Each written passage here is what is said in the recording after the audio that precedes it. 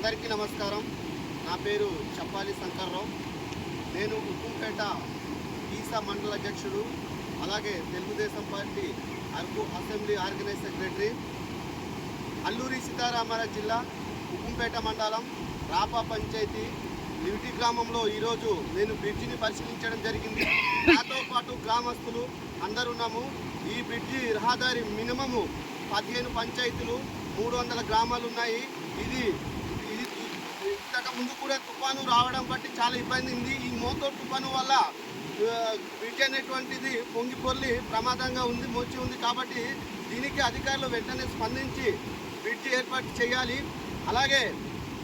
అలాగే వరి పంటలు అనేటువంటిది నాశనం అవుతుంది. కాబట్టి వానికి కూడా అధికారులు స్పందించి అది కూడా చర్యలు తీసుకోవాలి. ఎవరైతే ఆస్తి నష్టం కానీ, పంట నష్టం కానీ, గృహ నష్టం కానీ జరిగినట్టుంది. కాబట్టి దీనికి క్షేత్రస్థాయి అధికారులు పరిశీలించి వాళ్ళకి న్యాయం చేయాలని కోరుకుంటున్నాను. అలాగే ఈ బ్రిడ్జి వల్ల వేలాది మందికి రాకపోకలు అనేటువంటి ఆగిపోయింది. కాబట్టి అధికారులు వెంటనే దీనిపై చర్యలు తీసుకొని నూతన బ్రిడ్జి ఏర్పాటు చేసి ప్రజల్ని కాపాడుకోవాల్సింది కోరుకుంటున్నాము. అలాగే ఈ మోత తుఫాను వల్ల మా రాప పంచాయతీ క్లాబ్ మిత్ర అయిన గంజాయి పండన్న గారు నిన్న సాయంత్రం 7 గంటల నుండి నైట్ 9 గంటల వరకు ఉండి, తెల్లారుజామున 5 గంటల నుండి ఇప్పటి వరకు మాతోటి ఉండి క్షేత్రస్థాయి పరిశీలిస్తున్నారు. అలాగే తక్షణమే ఈ లిఫ్ట్ బ్రిడ్జ్ అనేటువంటిది జిల్లా కలెక్టర్ గారు, అలాగే ఐటీడీఏ పిఓ గారు, అలాగే ఇక్కడ సంబంధిత అధికారులు వెంటనే ఈ చర్యలు తీసుకొని నూతన బ్రిడ్జ్ ఏర్పాటు చేస్తారని కోరుకుంటున్నాను.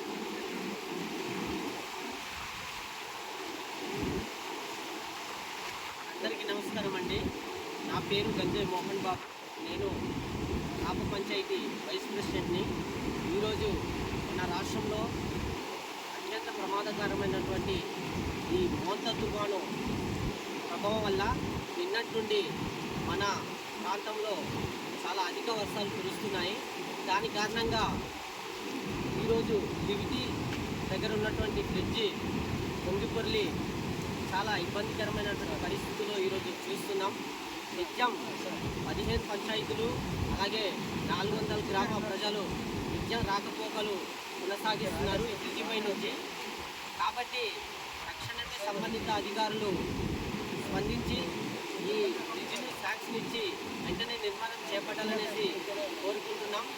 అలాగే ఈ తుఫాను వల్ల అనేక నష్టాలు వాటిల్లుతుంది. కాబట్టి సంబంధిత అధికారులు పంట నష్టం కానీ, అలాగే ఇల్లు నష్టం కానీ, ఆస్తి నష్టం కానీ, ప్రాణ నష్టం కానీ, ఇటువంటిది ఏం జరిగినా వెంటనే సంబంధిత అధికారులు క్షేత్రస్థాయిలో పర్యటించి వెంటనే దానికి పరిష్కరించవలసిందిగా కోరుకుంటున్నాం.